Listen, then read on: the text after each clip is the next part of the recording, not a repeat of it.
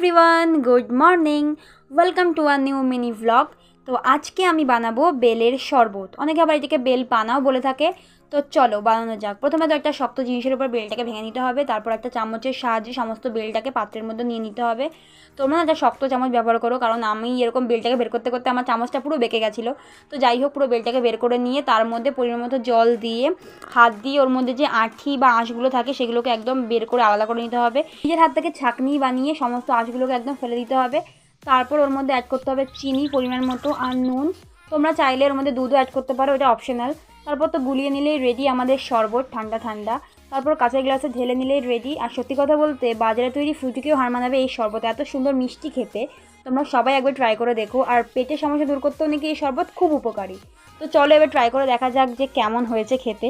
আর সত্যি কথা বলতে দারুণ হয়েছিল, আমার মুখের রিয়াকশন দেখেই তোমরা বুঝতে পারছো। তো সবাই একবার ট্রাই করো, ভালো লাগবে খেতে।